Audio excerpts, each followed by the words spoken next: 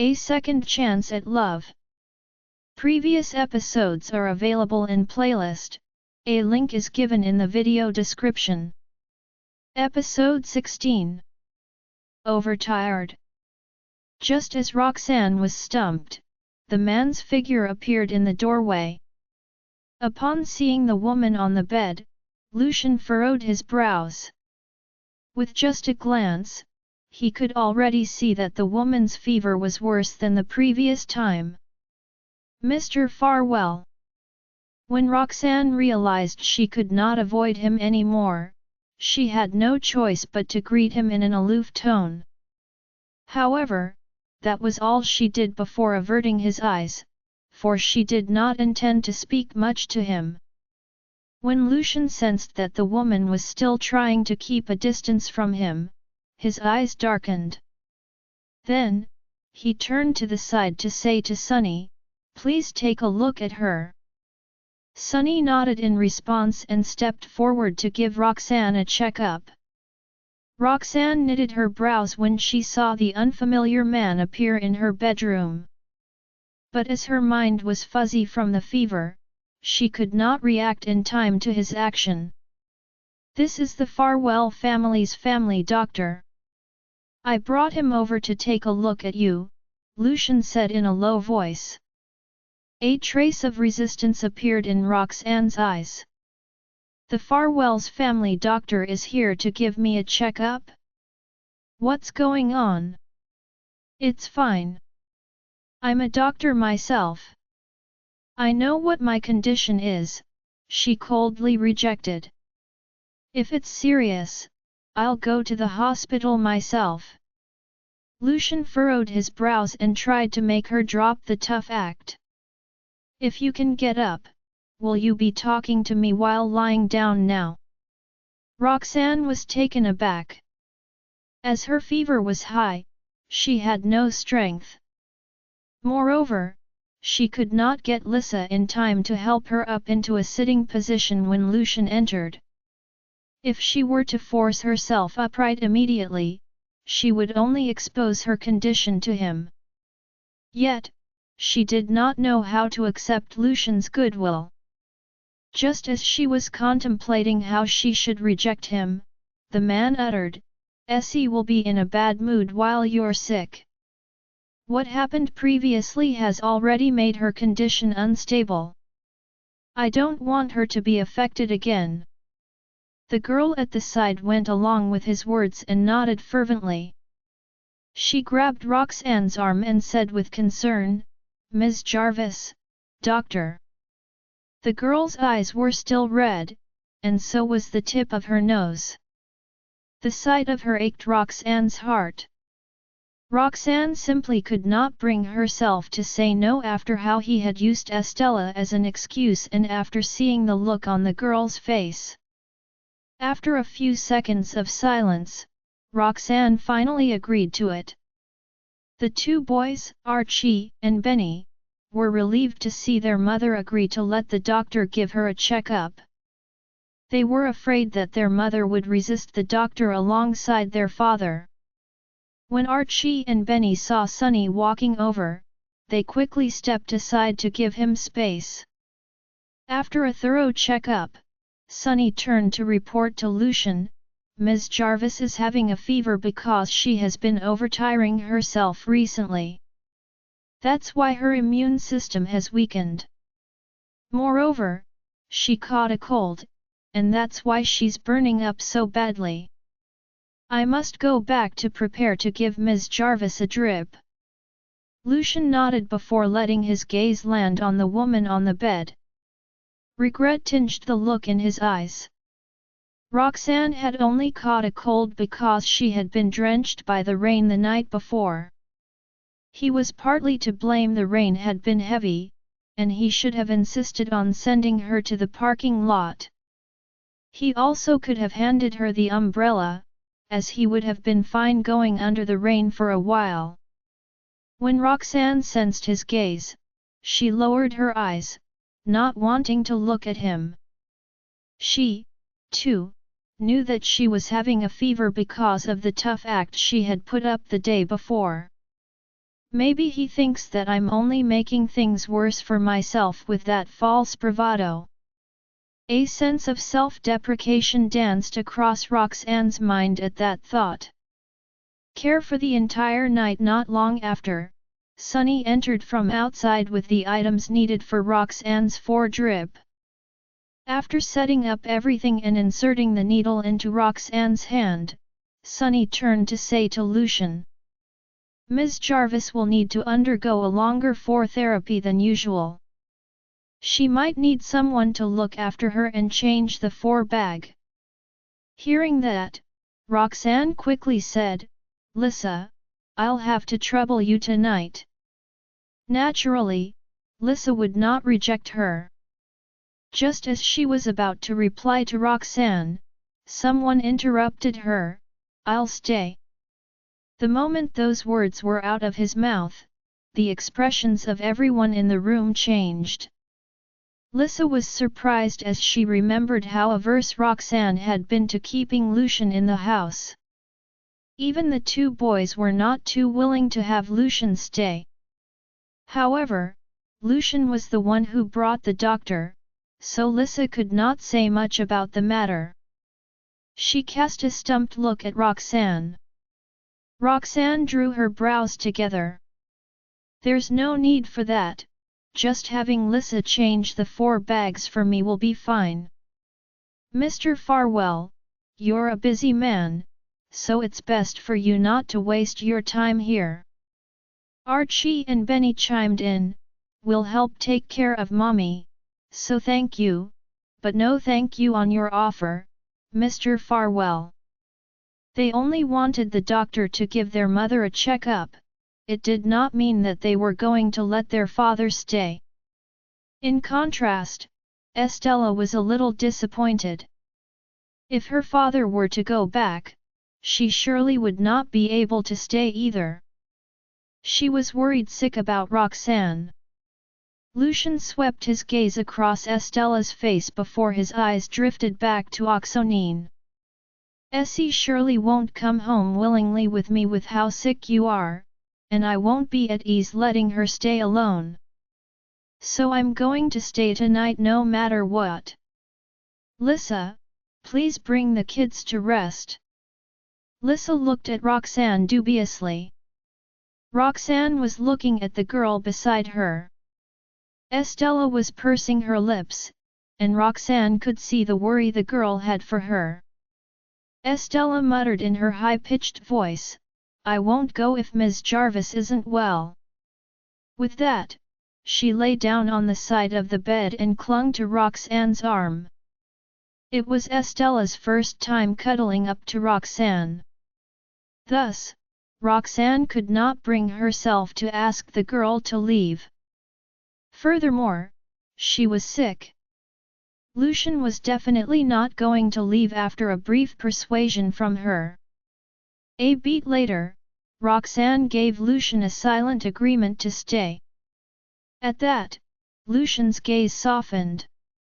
After asking Sunny the things he should pay attention to, he went downstairs to send the doctor away before returning and sitting silently on the couch in Roxanne's room. The children stayed close to the bed and chatted with Roxanne. Soon, Roxanne felt groggy and fell asleep. Lucian asked Lissa to bring the children to rest while he stayed behind to take care of her. As he had to pay attention to the volume in the four bag, Lucian barely slept a wink that night. The next morning when Roxanne woke up, she was still a little dazed. It took her a few seconds before she recalled that Lucian had stayed back to take care of her the entire night. Roxanne raised her head to glance at the four bag, only to realize that her four therapy was done.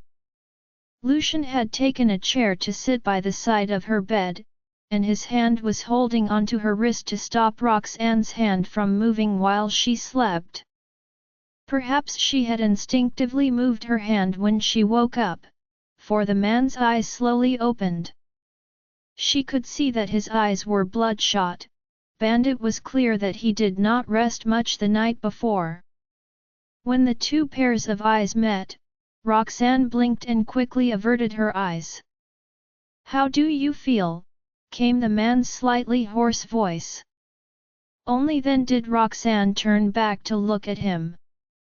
"I'm much better. Thank you, Mr. Farwell." Compared to the day before, Roxanne could feel her strength returning. Lucian inclined his head. He knew that she did not wish to speak much to him, so he only informed her about the reminders Sunny had told him. He then stood up and left the place with Estella. After Estella made sure that Roxanne had recovered, she obediently went back with her father. Some difficulties when Lucian left Roxanne's place. The look on the two passers by the road outside Roxanne's house changed, and they took out their phones to make a call. Right as Aubrey reached the office and was about to hold a morning meeting, she received a call. She frowned and instructed Charles to preside over the meeting instead before going into her office to pick up the call. "Ms. Pearson, we've been keeping an eye outside Roxanne's residential area for a few days. Mr. Farwell and Ms. Estella have come by her place yesterday and only left this morning," said the man on the other end of the call the moment the call went through. Aubrey's expression darkened drastically. Ever since Lucian told her that he wanted to break off the engagement, she had sent men to spy on Roxanne. She wanted to know how close Lucian was to the other woman. To her surprise, despite days of spying, the people she hired had only seen Lucian visit Roxanne's place once, and he had always left quickly. Initially, she thought she had made the wrong speculation. However, not only did Lucian visit Roxanne's place again, but he even spent the night there this time.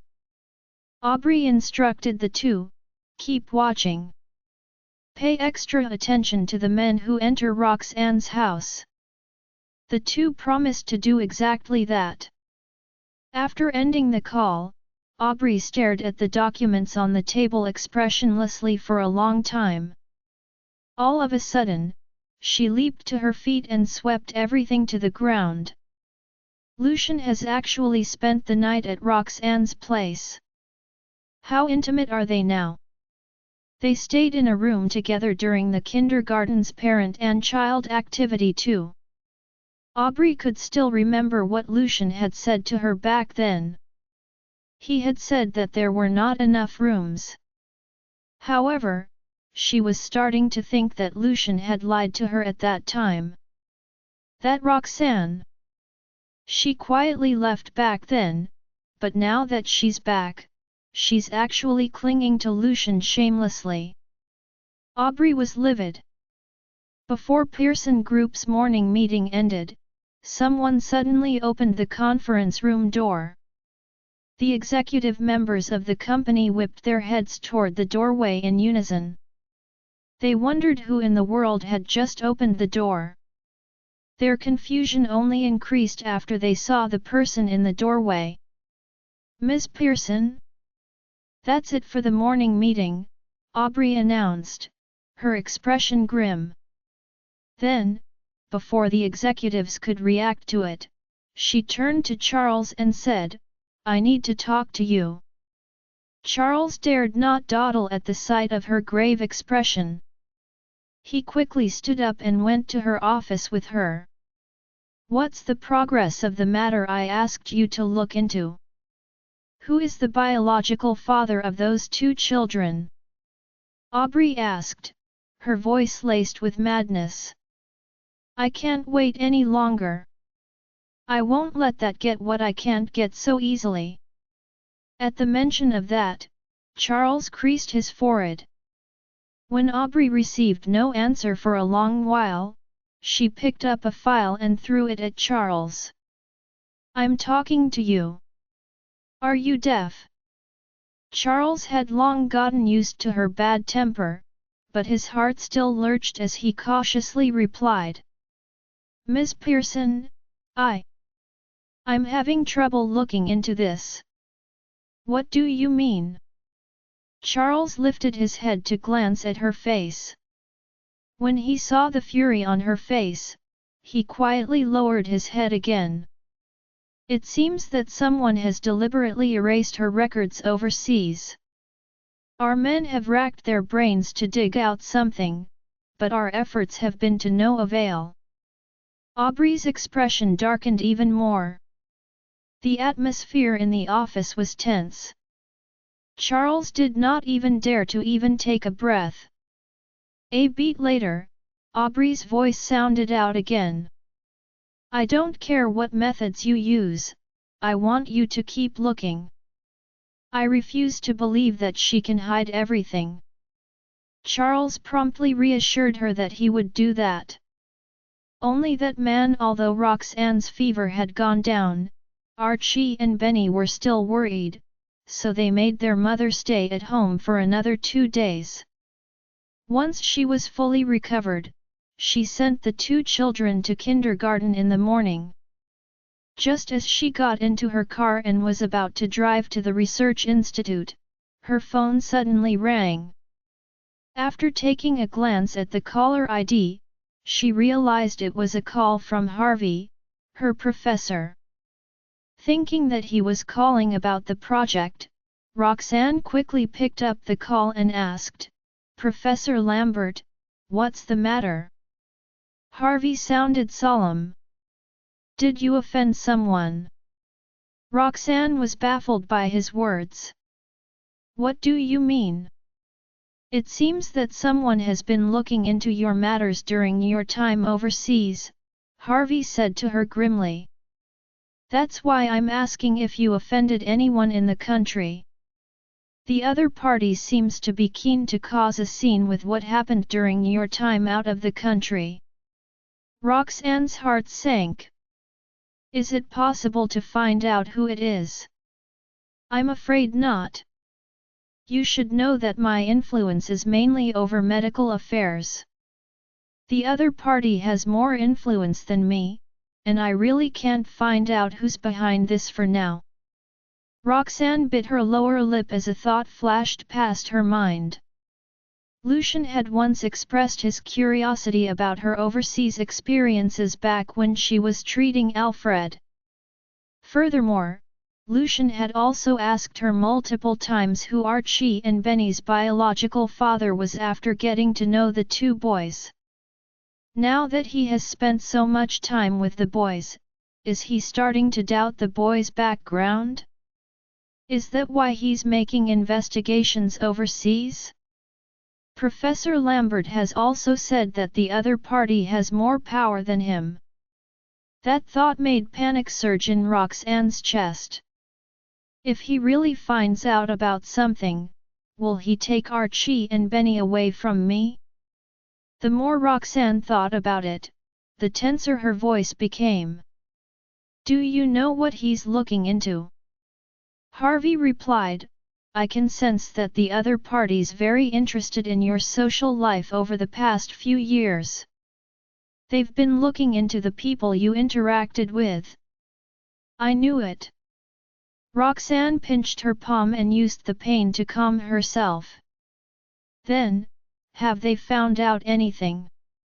If Lucian has really found out about something, I have to prepare myself for the confrontation. Harvey reassured softly, although I don't have the power to reverse the investigation, I can stop them from looking further into this. After realizing that someone was looking into your matters, I did everything I could to hide what happened to you over the last few years. Don't think they've found out about anything yet. Roxanne let out a heavy sigh of relief and expressed her gratitude to Harvey. Thank you. Harvey replied noncommittally, it's nothing. You should be more careful. You have me to take care of you overseas, but now that you're in charge of the research institute, you need to be extra cautious when you do anything. Otherwise, you might accidentally cross someone. Roxanne bit her lower lip. She did not recall crossing anyone in the past. The only one who would look into her past matters was that man.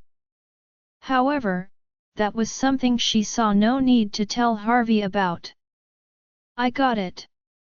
Thank you, Professor Lambert. There's something I'd like to trouble you with, Roxanne said after a few seconds of silence. Harvey swiftly agreed to that. Speak your mind. Roxanne continued, regardless of everything, please keep Archie and Benny's history a secret. Please don't let anyone know about how I was already pregnant when I left the country. If the other party finds out that I was pregnant when I left the country, they'll easily find out who the father of the children is. Harvey did not probe further and agreed to her request. No hope at Pearson Group. Charles was standing in front of Aubrey with a frown as he said, Miss Pearson, there's someone overseas who's intentionally stopping us from looking into Roxanne's matter, especially the ones regarding the two children, so Aubrey cut him off before he could finish. So you found nothing? Charles fell silent. The atmosphere in the office was tense for a moment. Aubrey stared at him for a long time before she said through clenched teeth, What use are you lot when you can't even find anything after so long? Before Charles could respond to her, she snarled, Get lost. Charles instantly turned to leave. Aubrey huffed in anger as she watched the office door close. It had been days since Lucian himself had told her that he wanted to break off the engagement. Yet she still had not gotten anything to blackmail Roxanne with. If Lucian spreads the news about us breaking off our engagement, it's highly likely that is going to be the future Mrs. Farwell. That was the one who stole my spot 6 years ago, and 6 years later, she's still haunting me. I've already been embarrassed by how Lucian has broken off our engagement. If the same person steals Lucian from me again, others are definitely going to see me as a laughingstock. No. No matter what, I'm not going to let Roxanne become Mrs. Farwell. After sitting in her office for some time, Aubrey narrowed her eyes and called Sonia. Sonia had just finished her breakfast when she received a call from Aubrey. She could not help but think about the words she had said a few days ago, and guilt washed over her. She had said that she was going to help convince Lucian to change his mind after Lucian calmed down. But she had not had the chance to talk to her son for the past 2 days. Sonia felt apologetic when she picked up the call, and her voice was audibly kinder. Aubrey, it's quite early for you to call. Did something happen? Despite the scowl on Aubrey's face, she said in a soft voice, Mrs. Farwell, do you not like me anymore? Hearing that, Sonia frowned. What are you talking about? How can I not like you? As Aubrey suppressed the rising resentment in her, she muttered sorrowfully, but you haven't called me for the past few days. I thought you have forgotten about me after Lucian said he wanted to break off the engagement.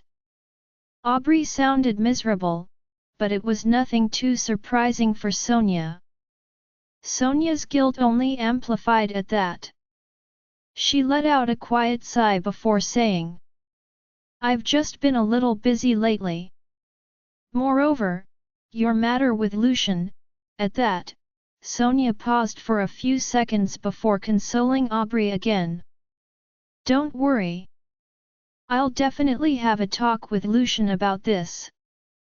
Your engagement with him can't just be broken off like this. Just as she finished saying that, Aubrey's voice, tinged with bitterness, sounded. Mrs. Farwell, haven't I told you this before? I think of you like my mother. Even without Lucian in the picture, I'll still respect and admire you. As for my engagement with Lucian, he has already made his decision. I, too, know that Lucian's not an easy person to convince, so I don't have any hope for that anymore. All I can hope is for our relationship to still be the same as before." Sonia's heart ached, and she whispered, "Of course." A hint of disdain flashed past Aubrey's eyes, but she still said, "When are you free, Mrs. Farwell? I'd like to buy some new clothes. And I wish to seek your opinion about them." Sonia smiled and answered, "This weekend, perhaps." Aubrey agreed to it. She then flattered Sonia a little longer before she ended the call. Future mother of Estella, a ruthless look crossed Aubrey's face after she ended the call. She then made another call and said a few words to the person on the other end of the line. That day was a weekend, and Aubrey drove to the Farwell residence early in the morning. Sonia was in the middle of her breakfast when Aubrey came in. Almost immediately, Sonia smiled at her. "You're early. Have you had your breakfast? Do you want to sit down and eat something?" Aubrey shook her head. "No, thank you. I've come to pick you up." Sonia did not insist. As she ate her breakfast, she chatted away with Aubrey. After Sonia finished her breakfast, Aubrey brought her to the shopping district. "Mrs. Farwell, how has Essie been?" Aubrey asked nonchalantly when they were on their way to their destination. "I'm worried about her. But after that I haven't been able to meet her." Sonia's expression turned solemn at the mention of Estella. "That incident has frightened Essie. Moreover, her condition has been unstable recently. I really don't know what I can do for her." Estella's autism had been ongoing for years. According to her psychiatrist, the girl was not born with autism, so the chances of her getting cured were high. It just depended on whether Estella wanted to cooperate with the treatment plan. However, Estella's condition did not improve. Evidently, it was because she did not want to work with them. Her condition only improved when Roxanne appeared. Sonia had always felt that the girl refused to work with the treatment plan because she lacked motherly love. Therefore, partially for Estella's condition, Sonia had been urging Lucian to marry Aubrey quickly. That way, there would be a woman taking care of Estella, and Estella would have a mother. A while back, Estella's condition had finally improved, but she had returned to her old self after the incident. Moreover, Sonia did not want Estella to get close to Roxanne. After mulling over it, she felt that she would be more at ease if her son were to be with Aubrey. With that thought in mind, Sonia turned to glance at Aubrey in relief. When Aubrey looked at Sonia, she put on a self-blaming look. "This is all my fault. Essie was getting better. No wonder Lucian doesn't want to be with me. I'm too careless with kids." In just a few words, Aubrey had attributed the incident of how she had lost the girl to carelessness. She studied Sonia's expression from the corner of her eye. When Sonia saw that she was still blaming herself for the incident despite it being days ago, she frowned and said, "You didn't do anything wrong. How could Lucian be with Roxanne? You did that for their own good, but Essie's too stubborn. Technically, we're the ones who spoiled her." Upon seeing that Sonia had no intention of blaming her at all, Aubrey curled her lips mockingly before quickly tucking them away. She answered kindly, "Girls should be spoiled. Essie's so cute and sweet. If I have a daughter like Essie, I will definitely spoil her too. Her words made Sonia even more certain that she would take good care of Estella in the future, so she smiled trustingly. Don't worry. To me, you're Essie's future mother. I'll have a talk with Lucian. Aubrey smiled and did not say anything. She did not have high hopes for Sonia to convince Lucian. After all, it was almost impossible that Lucian would heed Sonia's words. Aubrey was going to have to rely on herself to achieve her goal. Come out and apologize slowly. The car stopped in the parking lot near the commercial area. Aubrey held Sonia's arm closely as they left the parking lot. While shopping around, Aubrey didn't mention Lucian at all. It was as if she had let go of their marriage. It was already nearing noon when they came out of the shopping mall with many bags in their hands. I booked a table at a restaurant with good reviews on the internet. I think you'll like it, Aubrey proposed smilingly. Although Sonia didn't verbally respond, Aubrey took it as an affirmation. Since the restaurant wasn't around the commercial area, they headed toward the parking lot to get their car. Shockingly, a car emerged and sped toward them as soon as they arrived at the parking lot entrance. They were startled for a while and quickly stepped aside to make way. Initially, they thought the car would leave the parking lot in seconds. However, before they could steady themselves, the car turned around and sped toward them. As they had retreated to a corner, they had no way to avoid it.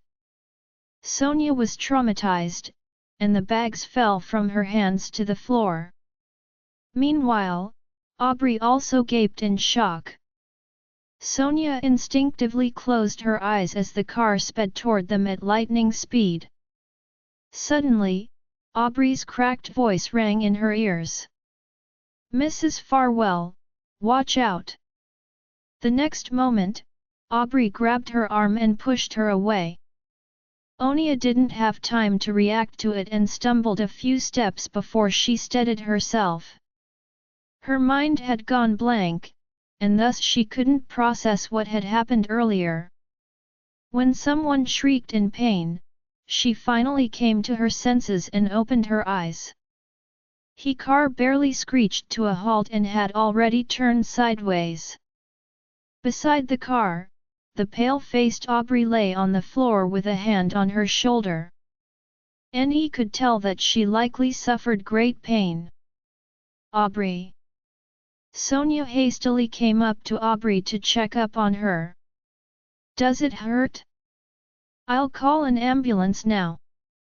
With a grim expression, Aubrey smiled at Sonia and replied, "I'm relieved because you're fine. Anyway, there's no need to call an ambulance. I think my injury isn't serious. Don't worry." With that, Aubrey held Sonia's arm to try to get up. Nonetheless, she didn't realize she couldn't move her injured arm. She collapsed once she wanted to stand up, and her face turned paler. Sonia carefully helped her up.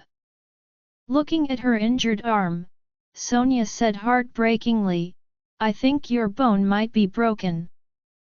Alas, it all happened because of me. The car wouldn't have hit you if you didn't save me." Holding her injured arm, Aubrey almost couldn't speak due to the pain. Then, she glanced sideways at the car and mustered up her energy to ask, "Hey, you've hit someone. Why haven't you come out and apologize?"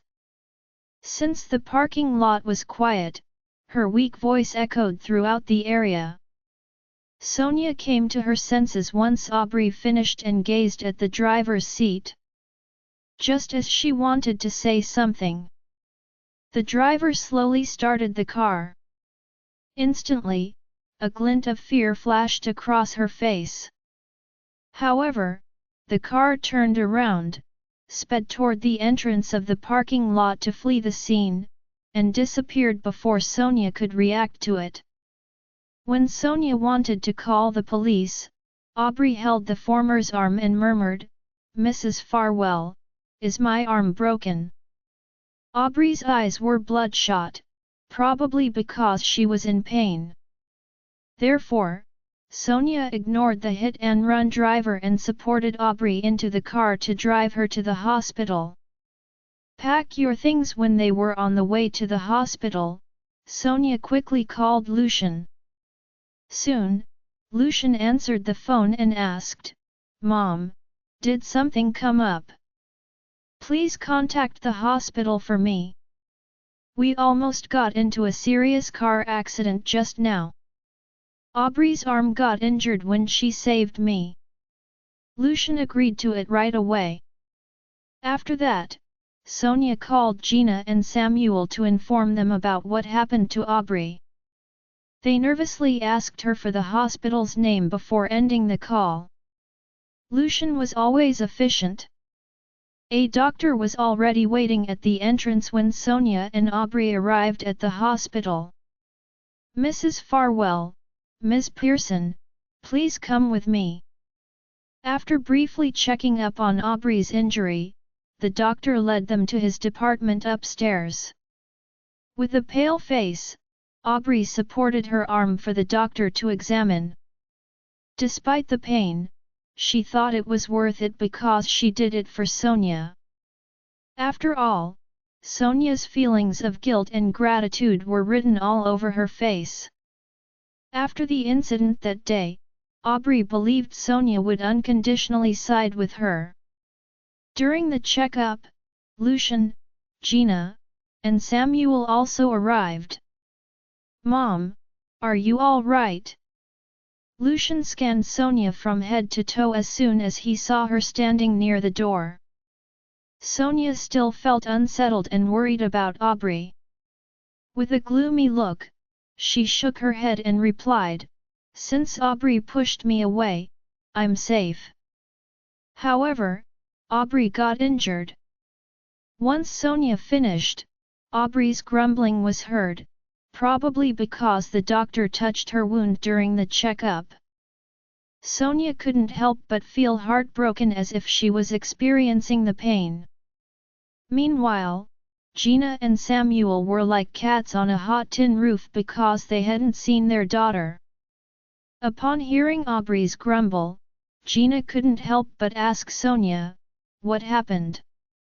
Sonia's face looked gloomier once she recalled the incident in the parking lot. "When Aubrey and I were walking to the parking lot, a car seemingly lost control and was about to hit us. Aubrey managed to push me away but was hit by it." Before Gina and Samuel wanted to dwell on it, Lucian interrupted, "Where is the driver?" Sonia frowned and replied, "He fled the scene." Everyone was shocked to hear that. Feeling furious, Gina stood at the door with her hands on her waist. How could the driver run away after hitting someone? "Did you report it to the police? He must be arrested and punished." To her surprise, Sonia shook her head in embarrassment. She was too occupied with admitting Aubrey to the hospital and didn't have time to report to the police. In the meantime, Lucian frowned and glanced at Gina and Samuel with a glint of suspicion. He could tell that they knew nothing about the incident. Besides, Gina was infuriated and yelled that the authorities had to arrest the driver. After a while, Lucian looked away and said in a deep voice, "Leave it to me. No worries. Whether the driver did it intentionally or not, he would not let him off the hook." Then, Lucian nodded at the elders and walked to a corner to call Caden. After asking him to report the incident to the police, Lucian also instructed him to get some men to investigate it. Caden agreed to do it without hesitation. Aubrey's checkup had completed after Lucian finished assigning everything. As soon as the doctor asked them to come in, Gina and Samuel rushed into the room, followed by Sonia. Lucian leisurely followed them while having doubts about the incident. Deep down, he couldn't help but think it was too much of a coincidence.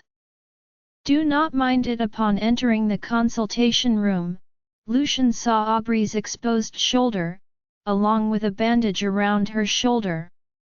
Gina and Sonia were standing next to Aubrey, staring at the doctor. "Doctor, how's Aubrey's injury? Is it serious?"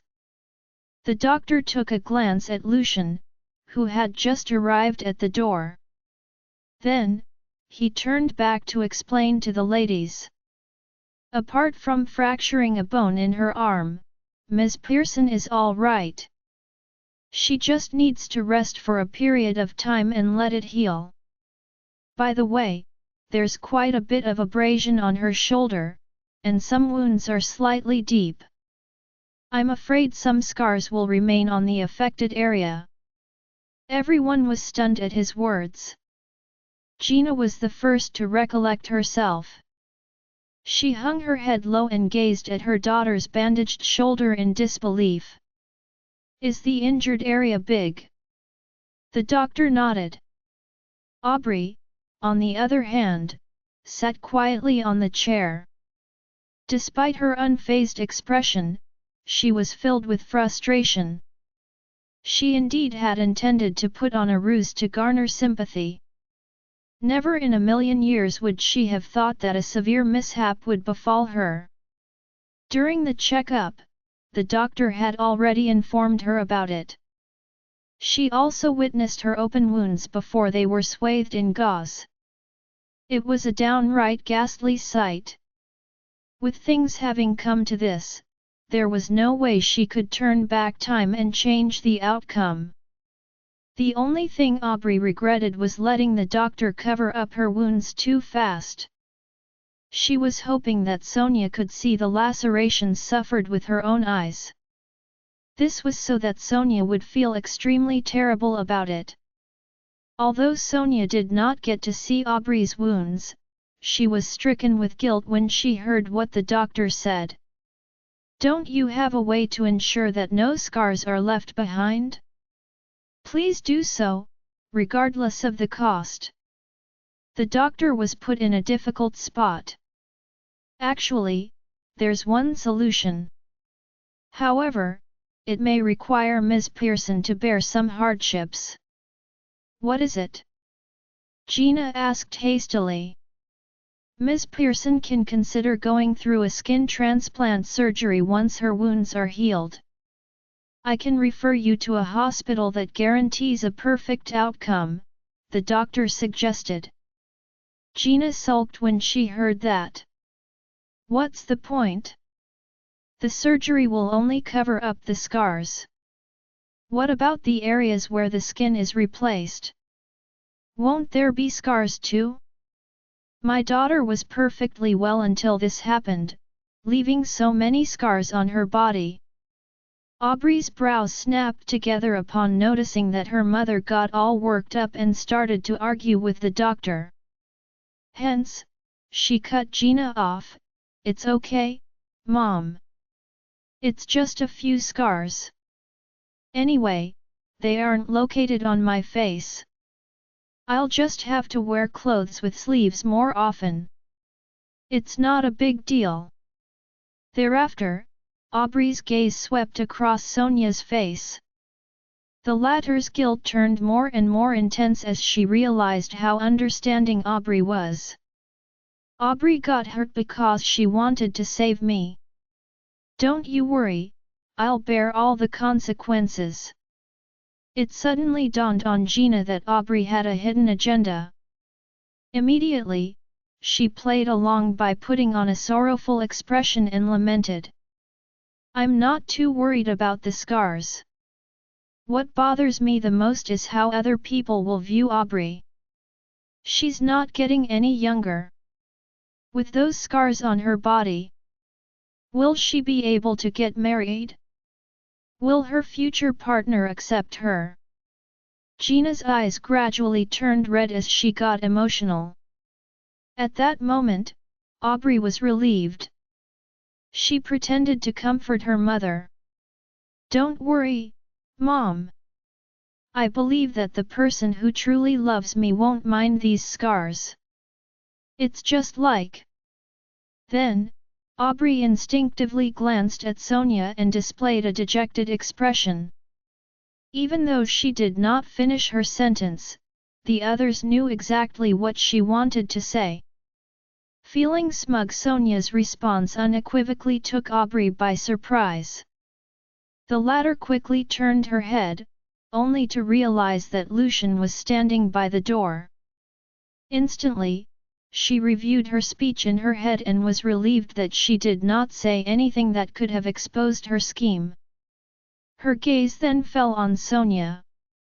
There's no need for you to be so formal, Mrs. Farwell. It was something I should have done. Please, don't even mention it, she said in a gentle voice. Sonia furrowed her brows and replied, You're such a sweet girl. Are you trying to make me feel more terrible than I already am? Obediently, Aubrey said nothing else. Sonia shot Lucian a glance. If it weren't for Aubrey, you wouldn't be able to see me standing here anymore. No matter what, the Farwell family owes Aubrey a favor. I'm still in shock, so I don't think I'm the best person to take care of her right now. Therefore, it's your duty to care for her in the meantime. At that point, everyone in the room had their eyes on Lucian. Frowning, the latter said curtly, Okay. He had no intention of getting acquainted with Aubrey. However, he could not find any excuse to reject his mother since Aubrey did save Sonia this time. It's just like my unrequited love for Lucian over the years. I don't mind that he has never paid any attention to me. Sonia was moved to tears. She turned and stared at her son. Then, she said to him earnestly, I caused Aubrey to get injured. During her recovery, you ought to take good care of her on my behalf in order to repay Aubrey for her kindness. The crowd heaved a sigh of relief when they heard him saying yes. It was even more so for Aubrey, whose spirits rose triumphantly. Although she was a little taken aback by the accident and its outcome, she was even more surprised by how the events had unfolded before her eyes, to her advantage. Initially, she wanted to make use of her injuries to sow guilt in Sonia and make her an ally against Roxanne. It turned out she received something better. If that's the case, I must thank you in advance for taking care of Aubrey. Gina smiled at Lucian, but the latter nodded indifferently. Right then, an awkward expression settled upon Aubrey's face. Lucian, I know that you're still upset with me because of Essie, and you'd hate to have anything to do with me. Don't worry, I won't trouble you unless it's absolutely necessary. As soon as Aubrey said that, Sonia cast a disapproving look at her. Go ahead and tell Lucian whenever you're unwell or if you feel any discomfort. Let him take good care of you during this time. If you aren't troubling him, I'd feel bad and think that you are refusing my good intentions. Aubrey pretended to be in a dilemma. Upon mulling it over, Sonia said to her son, I suggest that you come over to the hospital to be with Aubrey after work each day. Whenever I'm free, I'll drop by to keep her company too. When Lucian heard that, his gaze darkened slightly. The atmosphere froze for several seconds before he broke the silence and gave his response in the affirmative. All right. Aubrey was delighted. She did not expect Lucian to agree so quickly. After snapping back to her senses, she tried to suppress her overwhelming joy and put on a guilty face. "Thanks, Lucian." The man nodded his head without uttering a single word to her. Aubrey could tell that he was forced to do so. Yet, she did not mind it. In the coming days, Lucian will be all mine in the ward as per Mrs. Farwell instruction. In other words, he won't have time to meet up with that. Aubrey's heart swelled with an indescribable sense of happiness at that thought. Then, they carried on with a brief discussion to determine some matters about Aubrey's recovery journey. The doctor gave her some reminders before urging her to proceed with the admission procedures right away. Instead of waiting for an instruction to be given, Lucian volunteered to carry out the task. "I'll do that." With that, he turned around and left the room. He could not bear Aubrey's presence any longer. Once the admission procedures were completed, Lucian went to meet the director and requested the best arrangement for Aubrey, as per Sonia's expectations.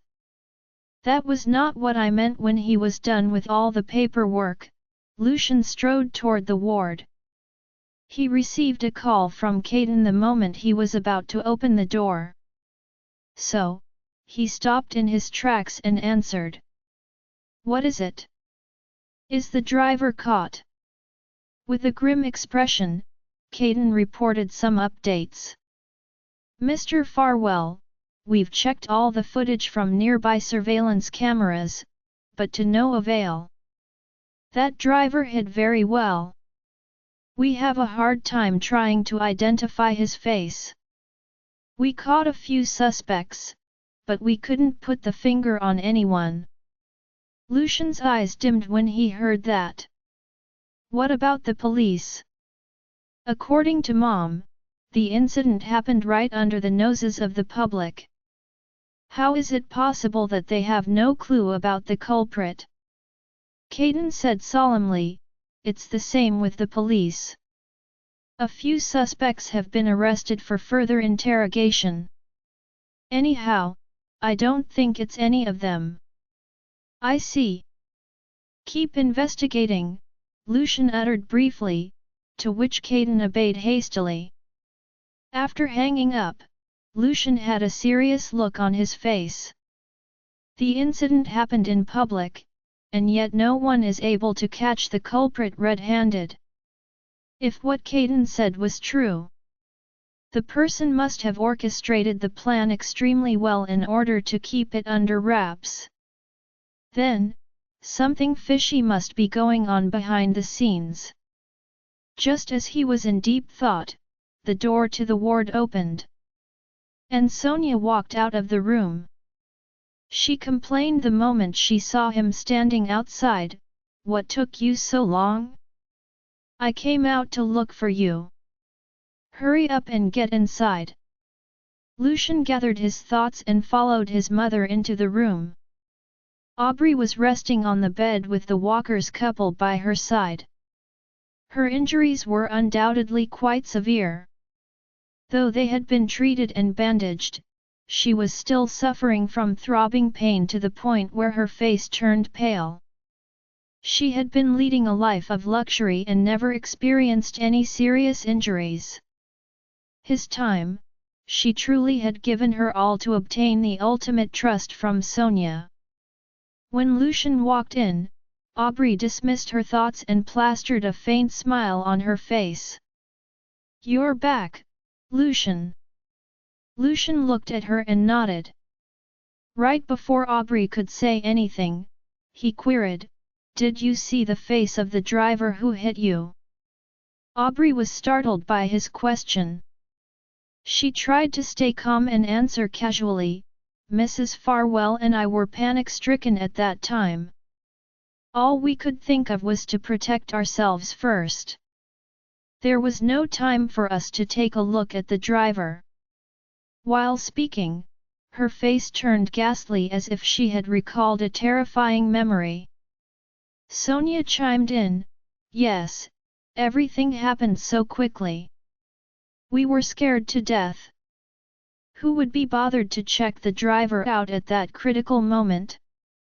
By the time we gathered ourselves, he had already sped off. Lucian nodded. He was just trying his luck despite knowing that he could hardly get any useful information from the duo. Are you suspecting me as the mastermind who put up this show? Aubrey asked in a contemptuous tone while gazing at him, feeling aggrieved. Without waiting for a response from Lucian, Sonia turned sullen and reprimanded her son. Do you even know how dangerous it was? Is Aubrey out of her mind to bring this upon herself? Moreover, she was the one who thought about asking the driver to get out of his car to apologize. If she was behind all these, why would she want the driver to expose his face? Lucian could not help feeling a headache coming. Don't get all stressed out. That's not what I meant. I was just asking. Sonia felt very strongly about Aubrey being misunderstood. She continued, you can doubt and accuse me of what had happened. However, you cannot make any dubious assumption about Aubrey. After personally experiencing a scary episode, Sonia had complete trust in Aubrey. Lucian nodded indifferently. Yet, his gut feeling was telling him that something felt very off. Troublesome Sonia and the others continued to keep Aubrey company in the ward. Aubrey was actually tired of her presence. She only used Sonia to get close to Lucian. Now that the man had agreed to stay back for her, she started getting impatient that the seniors kept lingering around in the room, having no intention to leave. Despite so, she still put on a pleasant expression, pretending to be a goody two-shoes. Aubrey, you're the patient. Therefore, you should just stay in bed these 2 days and get Lucian to run errands for you. Sonia stroked the cast on Aubrey's arm. She had enough of Sonia's never-ending words of concern. With a fake smile, she replied, thanks for the thoughts, Mrs. Farwell. I'll take note of it, but… Aubrey unintentionally swept her glance across the man at the door. Then, she bit her lip and muttered pitifully. I'm already very thankful that Lucian is here with me. I can't trouble him any more than this. Sonia scanned the room for his son, only to realize that he was still standing far away from Aubrey. Fuming, she lashed out at him. Why are you standing at the corner? Aubrey is a girl, and girls can be shy at times. Bear this in mind when you take care of her these few days. Be more proactive. Don't make a girl open her mouth to ask for help. Lucian merely frowned without saying a word. Seeing so, Aubrey put on a sad face and tried to speak up for Lucian. Mrs. Farwell, Lucian is always very busy at work. After knocking off, he should enjoy his free time and get some rest. Please don't insist that he come over. I can take care of myself. You don't have to worry about me. Sonia's expression lightened up a little when she saw how understanding Aubrey was. Moments later, the latter seemed to feel uncomfortable after lying down for some time. She instinctively lifted her arm and tried to prop herself up, forgetting completely that her arm was in a cast. The second she exerted force, she gasped in pain. Be careful, Aubrey. Gina noticed her daughter's action and rushed over to assist her. Her heart ached upon seeing so. I'm fine, Mom. I'm just not used to the cast. See, I can prop myself up with only one arm. It just takes time to adjust. Aubrey smiled and consoled her mother. Subsequently, she caressed her broken arm. Her eyes constantly darted on Sonia, who was already very much moved by her sensibility. Now that Sonia saw how inconvenient Aubrey's movement was, her heart wrenched even more. Don't try to act strong in front of me. Just let Lucian take care of you, okay? He has said yes, anyway. You don't need to feel sorry about it. I bet you'll feel bored at the hospital, so I'll visit you whenever I'm free. Aubrey was pleasantly surprised at how Sonia was doting on her. She stole a quick glance at Lucian to check on his response. Lucian knew his mother's temperament very well. Regardless of what he would say, she had already made up her mind to make him stay at the hospital to care for Aubrey. Hence, he did not want to waste time arguing with Sonia and concluded the matter with what she wanted to hear. I'm not swamped with work these few days, so I can come over. After all, you were hurt because of my mother. I should do my part to thank you. Sonia was pleased with his answer. See, Lucian has said so. So don't make excuses anymore. Aubrey grinned and said earnestly, thank you. Despite her words, she knew better. Although Lucian verbally agreed to stay with me in the ward, he did emphasize that he obliged because I saved his mother. In other words, I've got nothing to do with him. Does he really want to keep a distance from me so badly? Stepping into the Farwell family, speaking of which, it just so happened that Aubrey and I have yet to have our lunch. Go and ask someone to order some food. Sonia glanced at her son. Lucian observed his mother's expression and realized she had something to say, something that she didn't want him listening to. Instead of pointing it out, he nodded and left the ward. Once the door was closed, Sonia held Aubrey's hand. Aubrey was a bit confused. What's the meaning of this, Mrs. Farwell? She didn't understand why Sonia sent Lucian away first instead of just speaking her mind.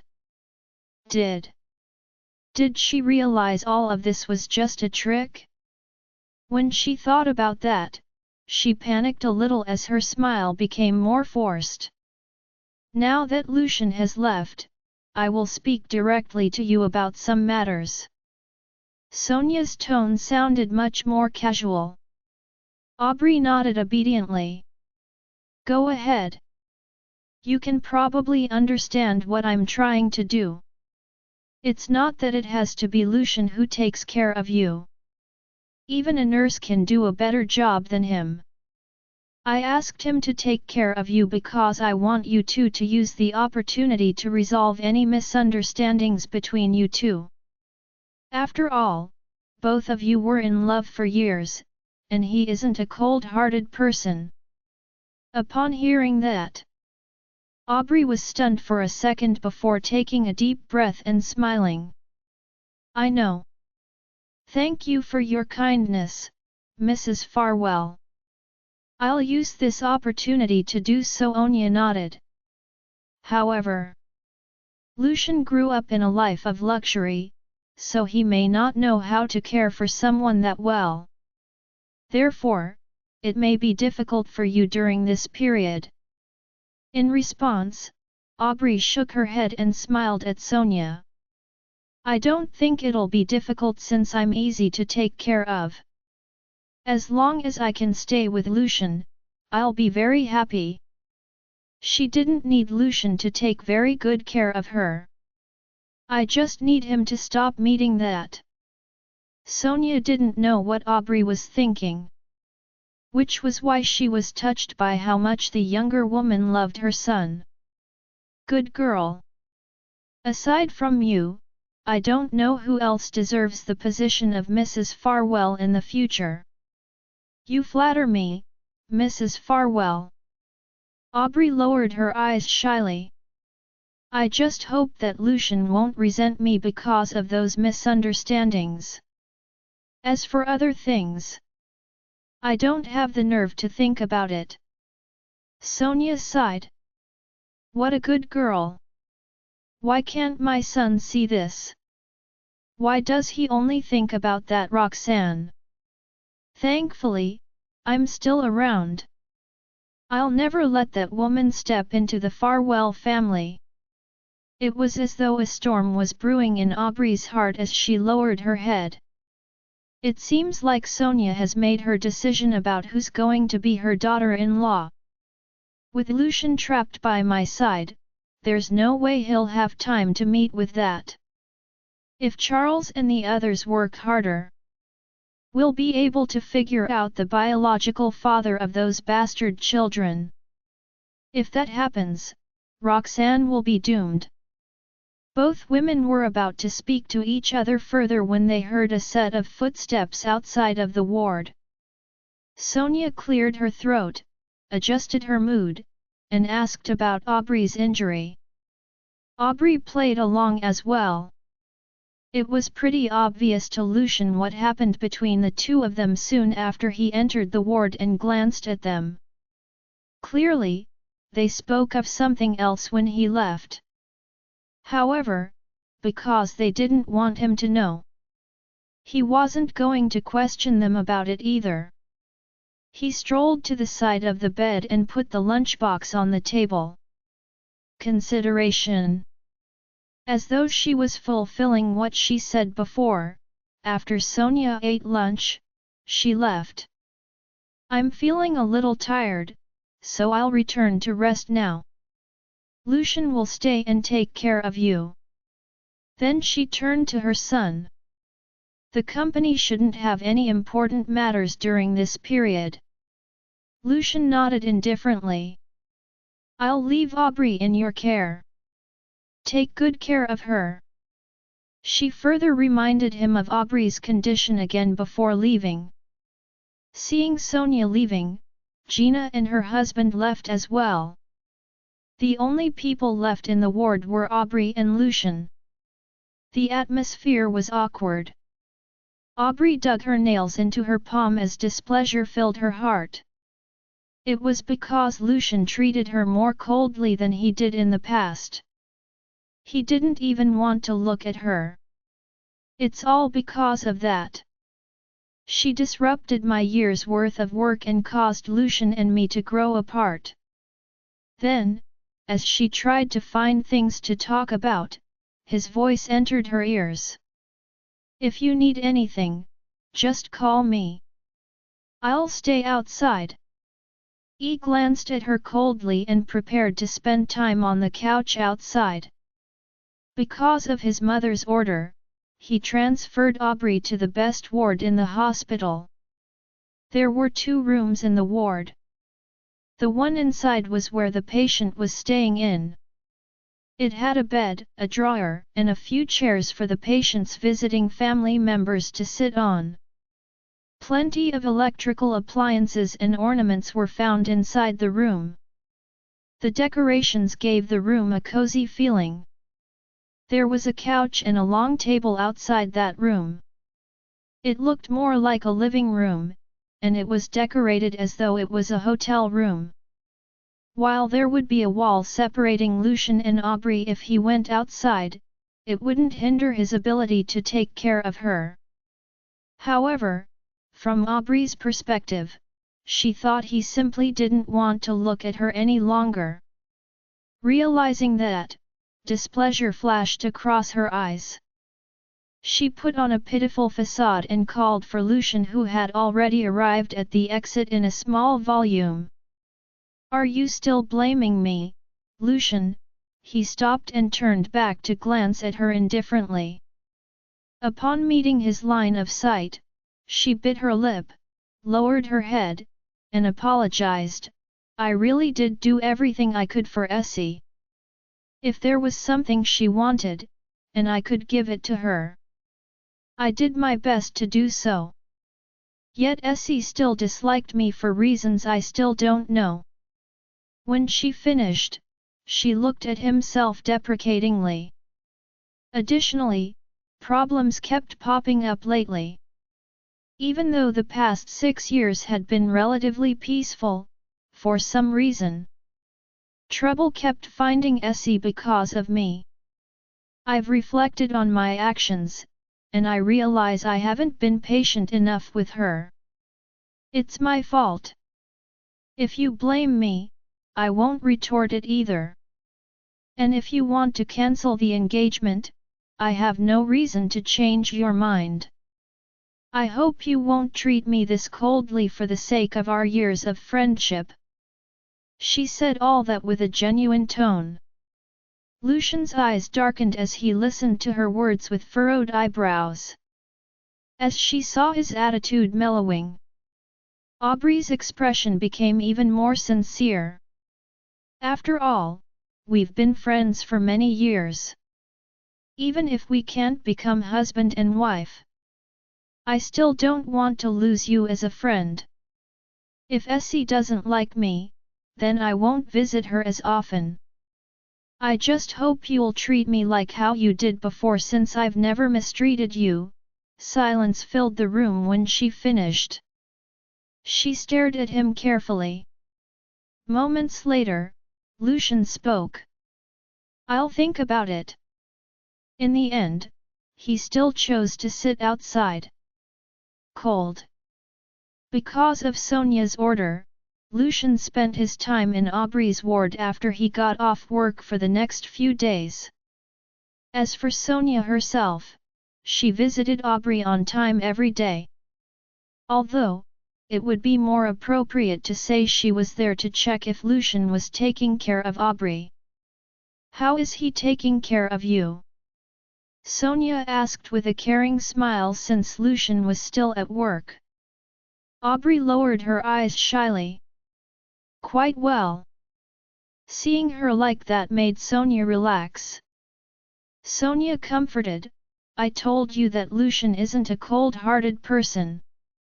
Both of you share a relationship that has lasted for years, after all. He'll always see you. Aubrey pursed her lips and smiled, though she felt a pang of irony in her heart. Lucian's attitude toward her did change for the better, but it was only because she said she hoped they could both still be friends. And so, he treated her as nothing more than a normal friend. However, she wasn't satisfied with that. What she really wanted was to be his wife. On the other side, Roxanne's job at the research institute had been going smoothly. As the collaboration had been underway for quite a while, the research institute staff were eventually able to keep up with her pace. Additionally, with Colby's help, work was no longer as busy as it initially was. It was the morning during the weekend. Archie and Benny played with search Lego bricks after breakfast. Their mother was sick not too long ago, and every time they played with search Lego bricks, they would think about their little sister. So, they weren't very enthusiastic while playing with those bricks. The model that they had finished halfway through still hadn't been completed yet. Currently, they were sitting on the carpet.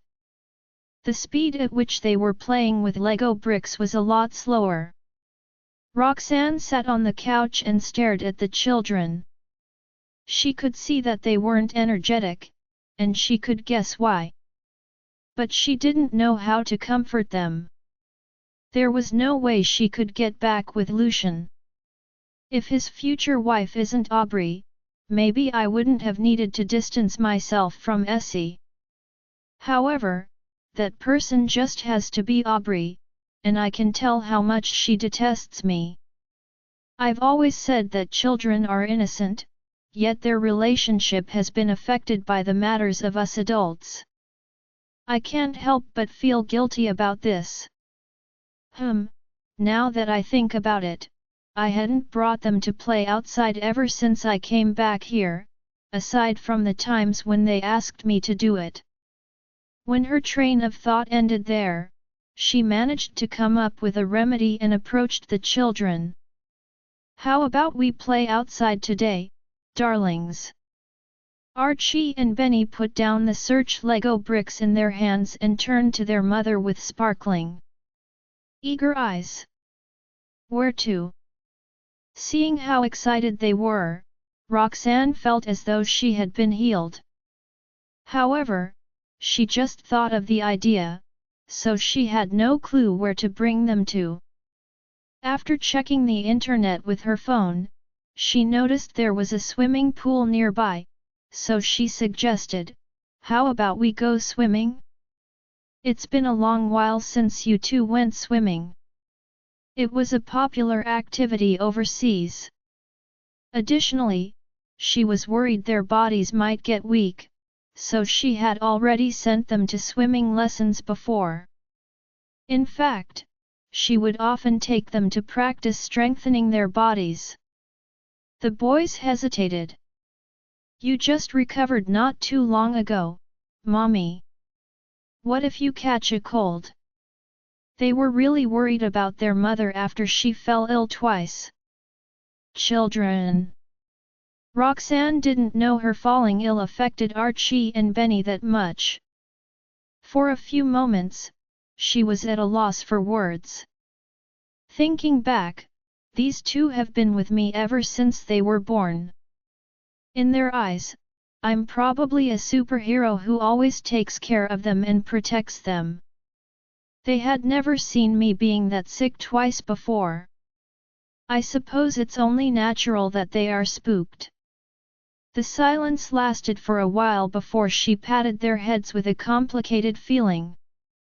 "I'm glad you two are concerned about me. Since both of you are afraid I'll catch a cold, I can just stay on land and watch you swim." The boys glanced at each other, hesitated for a few seconds, and nodded obediently. Roxanne smiled with relief. After she packed things up with the children, they went to the swimming pool by car. Thinking that they might visit often, she registered to be a member there. It was a swimming pool in the mansion district, so the environment inside was serene. The area was pretty big, too. Because it was the weekend, there were a lot of people inside. Nevertheless, it wasn't overly cramped, and the pool water was so clean that one could see the bottom. The pool was split into two areas, the adult area and the children's area. Archie and Benny were pretty skilled at swimming, and there wasn't that kind of distinction overseas, so she let the boys swim with the adults. The crowd's attention was immediately drawn to the two cute children swimming in the pool. They were amazed by how well the boys could swim. Roxanne sat at the side, eating snacks and drinking. She kept her eyes on the children as she snacked. While she didn't plan to swim, she was at a swimming pool, so she still changed into a swimsuit. It wasn't very revealing, but it definitely did show her figure well. She sat cross-legged, relaxed. A smile was seen on her face as she watched her boys swimming in the pool. Her focus was placed entirely on the children. Suddenly, the voice of a greasy man entered her ears. "Hello, gorgeous. May I ask what's your name?" When Roxanne returned to her senses, she subconsciously studied the man. The man only wore a pair of swimming pants. He had an acceptable figure, but his expression was unsettling. Sensing Roxanne's line of sight, the man narcissistically posed in different ways and introduced himself. "I'm the fitness instructor of a nearby gym. If you're interested, I can teach you a thing or two." She smiled distantly. "Thanks, but I'm not interested." The man stared at her white, slender legs greedily and stubbornly continued. "If you're not interested in fitness, there's something else. Before he could finish, a child's voice rang in his ears. Leave my mommy alone. When the boys saw a man suddenly standing next to their mother, they immediately got out of the swimming pool and ran toward her. Then they glared fiercely at the man, who was much taller and stronger than them. The man's expression changed upon seeing the children. You have children. Roxanne instinctively protected Archie and Benny, yet they insisted on standing in front of her. The man studied the children for a while before staring at her again. I don't mind that. Well, if you're interested. Her eyebrows furrowed when she heard that. Leave, this is a public space, and my children are right here. I'm not interested in you, so please stop bothering me and leave. Roxanne's attitude turned cold as she stared at the man emotionlessly. Even though she was sitting, meaning she didn't have the high ground, her demeanor was imposing. The man was stunned by her warning for a few seconds before snapping back to his senses. He was feeling a little apprehensive, but he couldn't resist the temptation, so he stubbornly refused to back down. Fine, I won't continue here. How about you give me your phone number? We can continue to chat privately. Roxanne glared at him with disdain. If you still refuse to leave, I'll call the staff to chase you away. The man looked around and saw the nearest staff was quite far away. Hence, he tried to take her phone by force. A small hand grabbed it before he did. Roxanne looked at her child with slight surprise. What is he trying to do? I'm going to call Daddy and let him handle this. The swimming pool has surveillance cameras. My daddy won't let you go for harassing my mommy. Archie earnestly flipped through the contacts on her phone. She became silent. Ah, so he's trying to scare this man away by saying that. The man was still standing there stubbornly, as though he wasn't going to leave until he achieved his goal. Archie stared at the man with a tense and fierce expression. My daddy is a CEO. He's very powerful. Just wait and see. He then half-intentionally let the man see Lucian's contact on Roxanne's phone. The man was shocked. The reason he worked at a nearby gym was that he wanted to hook up with rich women. It was why he did plenty of research on famous families in Harrington.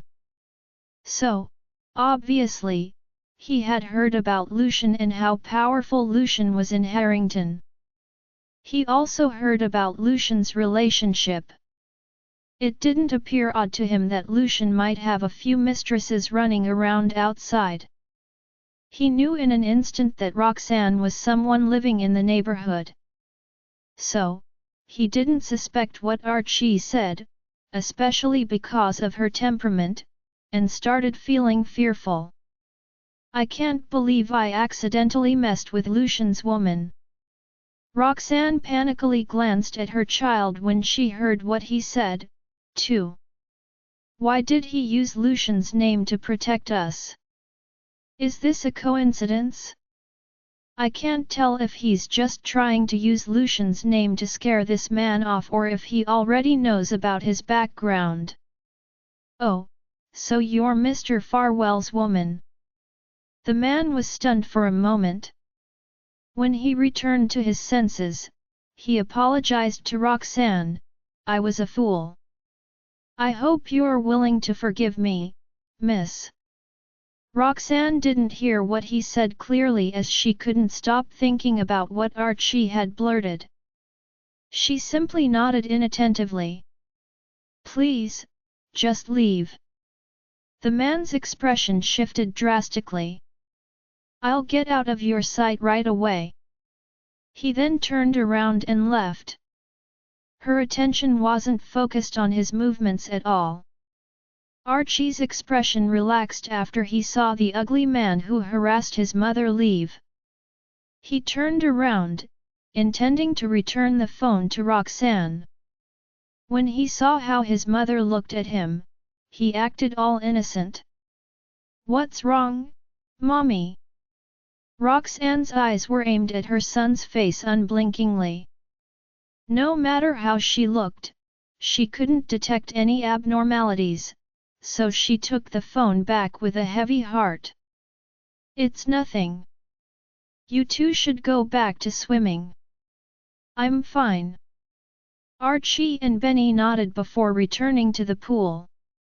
"We can take care of Mommy." The boys swam for nearly 2 hours. When they were done, Roxanne brought them to lunch. On the way there, she couldn't stop thinking about what Archie had said to the man. She glanced at the children for a long time through the rear-view mirror. Eventually, she couldn't help but ask, "Why did you say that earlier, Archie?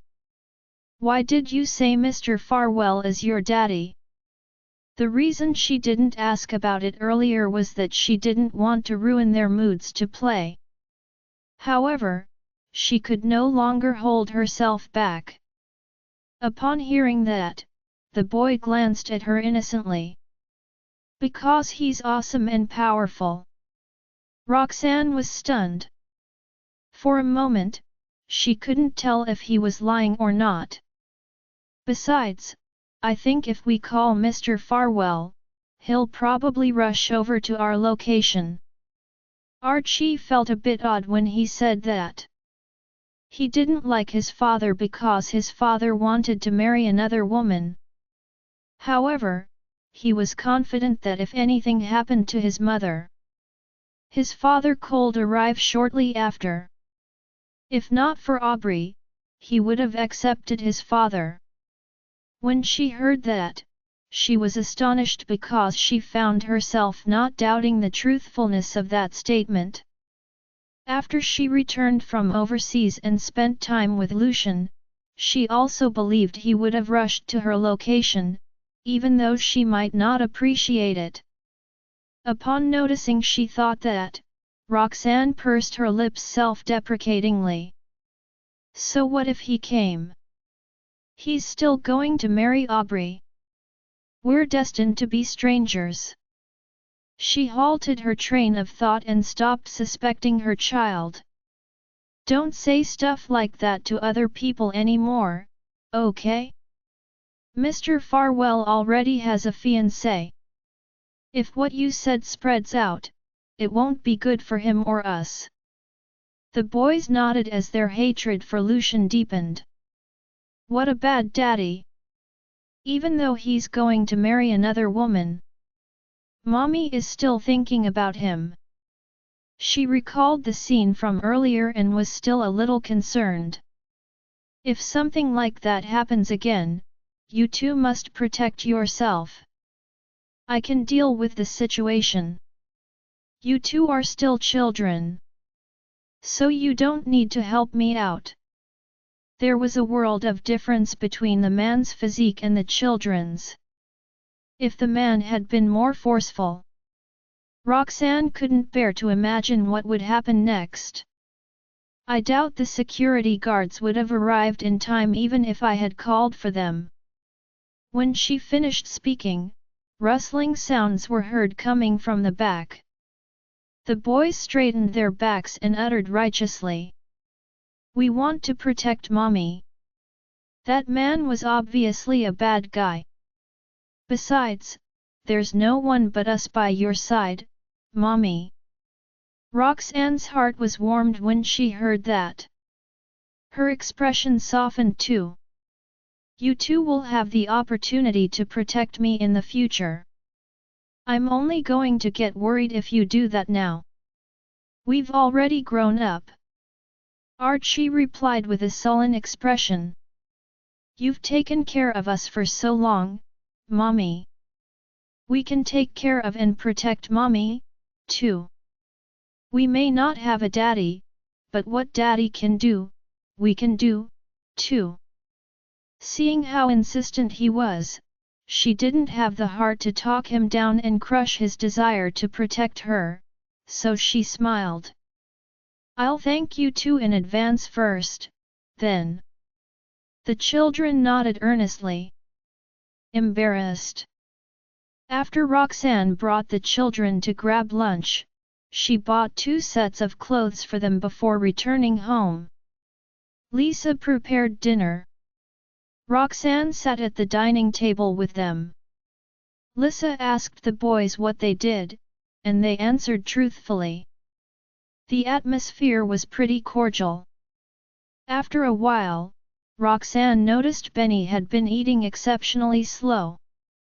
What's wrong, Benny? Did you get too full during lunch earlier? Lisa and Archie also turned to Benny. Benny was holding his abdomen under the table with one of his hands while he slowly ate with another. His face was pale, and he looked like he was feeling unwell. Seeing his brother like that made Archie worried. Benny doesn't look like he's feeling well. Mommy. Roxanne put her fork down and approached her son. Seeing his mother getting closer, Benny stopped pretending and held his abdomen with both his hands. His face was totally scrunched up. What's wrong? Do you have a stomach ache? She grabbed his hand with a serious expression, trying to figure out what kind of illness he had contracted. Benny nodded forcefully.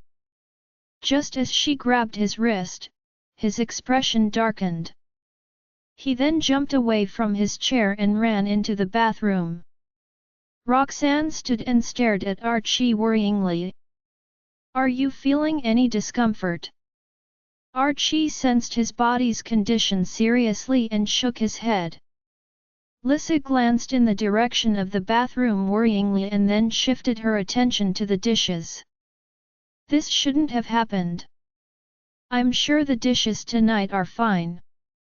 Roxanne smiled at her comfortingly. It's not the dishes' fault.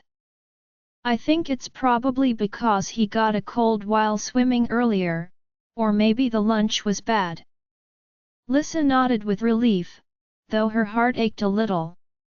Ever since I started taking care of this family, this pair of mother and son kept falling ill.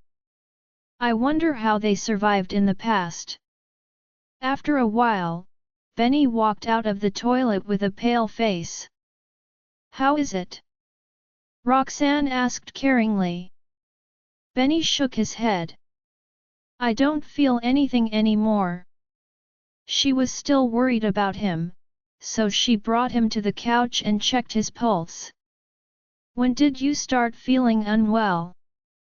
Her eyebrows were furrowed as she stared at him.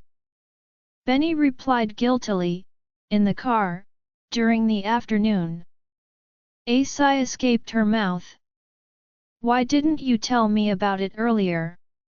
His voice became smaller with each word he said. I didn't want Mommy to get worried. Besides, I just wanted to go to the toilet. It was because he and his brother just said they wanted to protect their mother.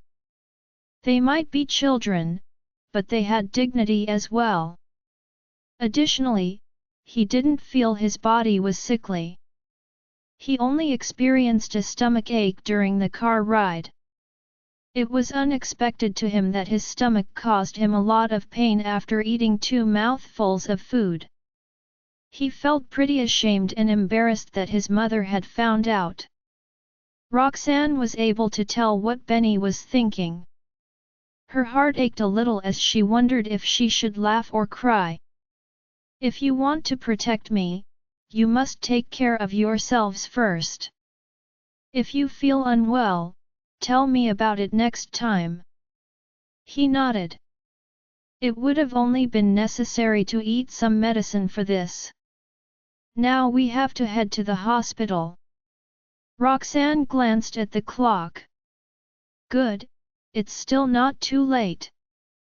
After that, she asked Lisa to grab the children's coats for them before she brought them to the hospital. My fault. Concurrently, at the hospital, Aubrey received a call from her subordinate. Ms. Pearson, we saw Roxanne driving toward a hospital.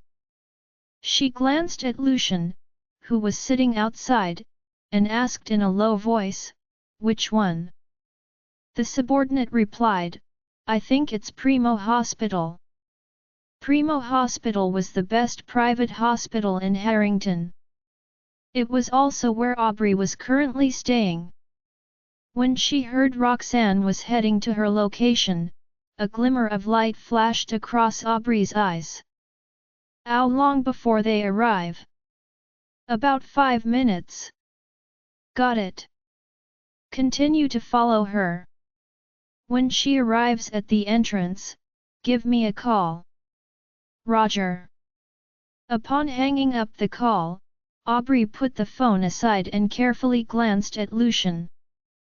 Seeing how he wasn't paying attention to her, she shifted her gaze to the cup on the table and reached for it. Lucian was focusing on checking his company mailbox and didn't notice what she was doing. Suddenly, a crashing sound was heard. It was soon followed by Aubrey's suppressed exclamation. That prompted him to turn back immediately and look inside the ward. He saw the cup he had just filled with water was shattered to pieces on the ground. Aubrey was seen half leaning against the table. She appeared shocked as she stared at the cup silently. His eyebrows furrowed as he entered the ward to take care of the mess. Lucian. She looked at him timidly and apologetically. Did I disturb your work?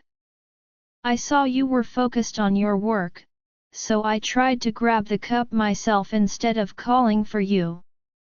I underestimated how freely I could move. It's my fault for accidentally shattering the cup and disturbing your work. Then she tried to clean up the mess herself. Your work is important. I can take care of it myself. You should go back to work. Lucian blocked her hand and uttered in a deep voice. Since I've been asked to take care of you, you can just call for me if you need me. If you try to force yourself, you'll only cause me more trouble. Aubrey bit her lip and stood at the side. Nice, the mess was taken care of. He grabbed a new cup, filled it with water, and put it in her hand. Call me if you need me. Then he turned around, preparing to leave. She glanced at the time. Roxanne's about to arrive. Her heart wavered before she called out, Lucian. He stopped, turned back, and stared at her. Yet, with embarrassment present on her face, she lowered her eyes. I don't want to disturb your work, but after thinking about it for a bit, I think that you're right. If I keep being stubborn, I will only cause you more trouble. So, I won't anymore. Can you accompany me to find a doctor? I think my arm isn't feeling too well. Lucian's eyebrows furrowed. What's wrong? Aubrey replied apologetically, it's my fault. I think I touched my arm's fractured spot when grabbing the cup earlier. I don't know if it's affected or not. As she spoke, her face was filled with caution and self-blame. It was as though she was really blaming herself for causing more trouble for Lucian and disturbing his work. He stared at her plastered arm and nodded indifferently. Let's go. Gratefulness colored Aubrey's face when he agreed. However, her mind was thinking about something else. If we go out now, we'll definitely meet up with that later. I want to see if that batch still has the gall to cling onto him after seeing how he's taking care of me. Careful. When Roxanne arrived at the hospital, she wanted to carry Benny in. However, the boy was afraid that she would get tired. So he insisted on walking in by himself. She had no choice but to let him do it. After the boys got the number, she brought them to the second floor. "How are you feeling? Does your stomach still hurt a lot?" Roxanne asked with care as they walked. He didn't want his mother to worry, so even though his stomach was still aching, he shook his head silently. It wasn't enough to fool her that he was pretending. Her eyes were filled with worry. The elevator just so happened to stop at their floor when the three of them arrived.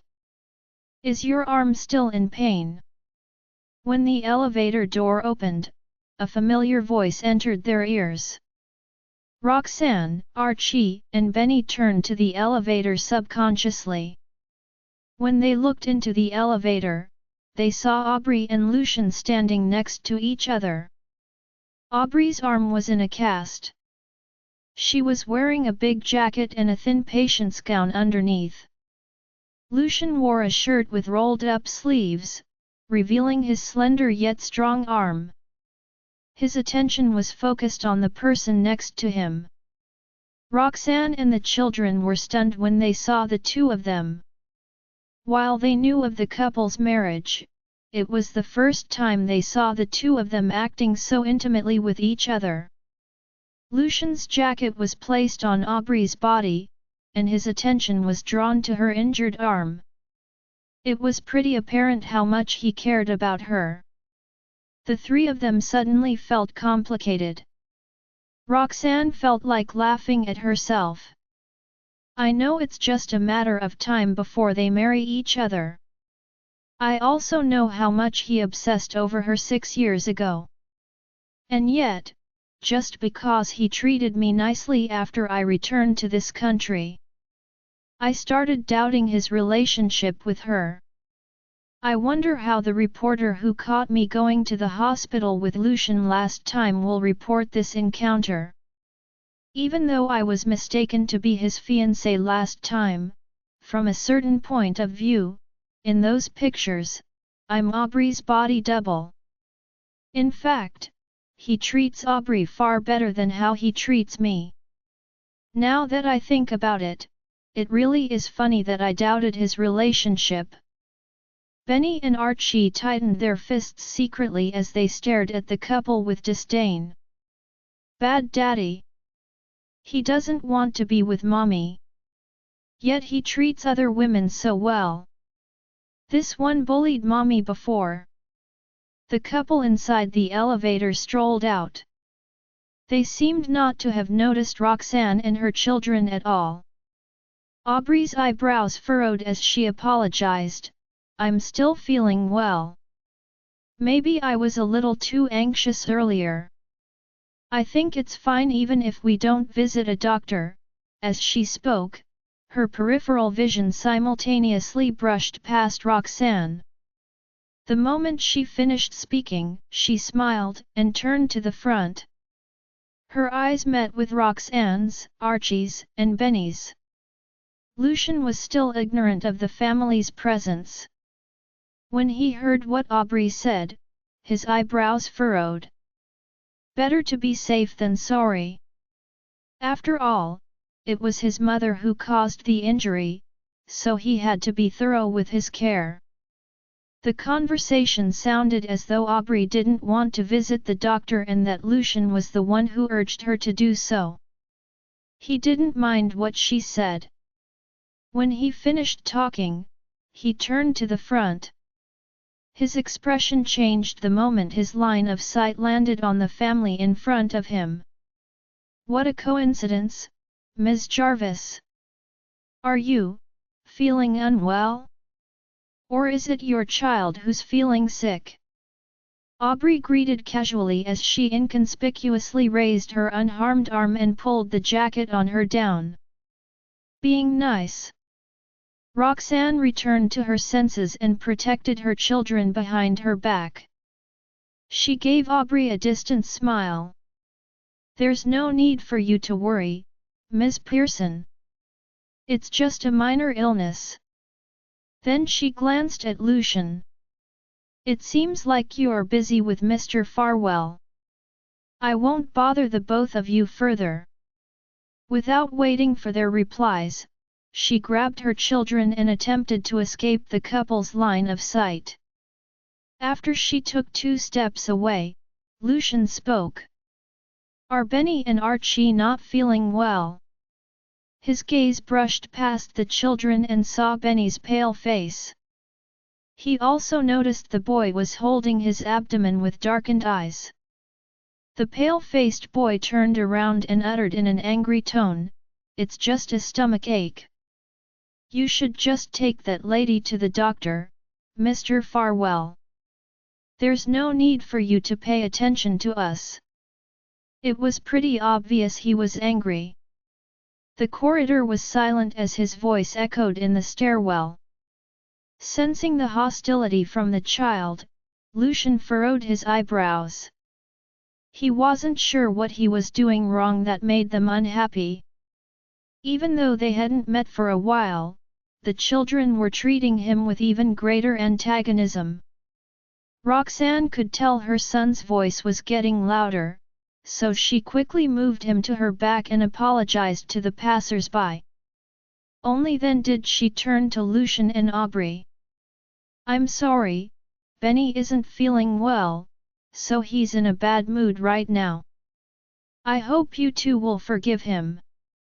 The incident where Archie and Benny were expelled from kindergarten for no apparent reason still haunted her.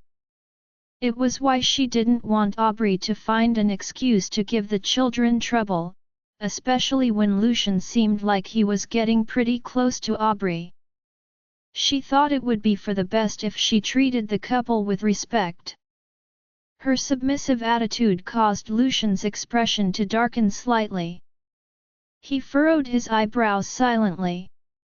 "I can't believe this woman is asking me to forgive the children. Does she think I'm going to do bad things to them?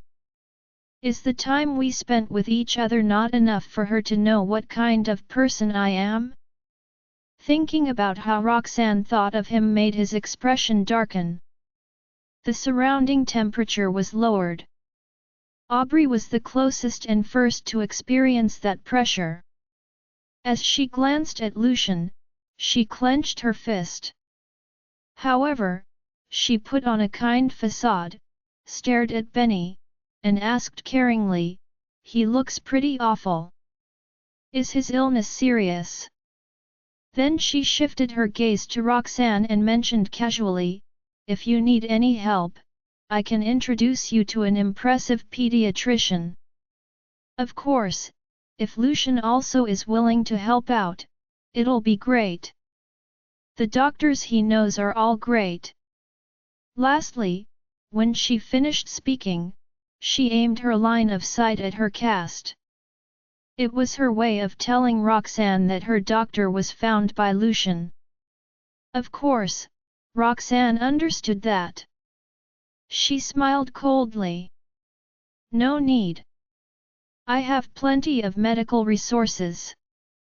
Benny's condition isn't that serious, but thanks for your thoughtfulness anyway, Ms. Pearson." Despite Roxanne's polite language, Aubrey still furrowed her eyebrows and stared aggrievedly. "I'm just being nice. Is it necessary for you to respond like this, Ms. Jarvis?" Roxanne felt her eyelid twitch, though she was too lazy to deal with Aubrey's nonsense. Thus, she chose not to reply as her lips twitched a little. Join our Facebook and WhatsApp group for more updates, link is given in description. Rest audiobook will be continued in next episode.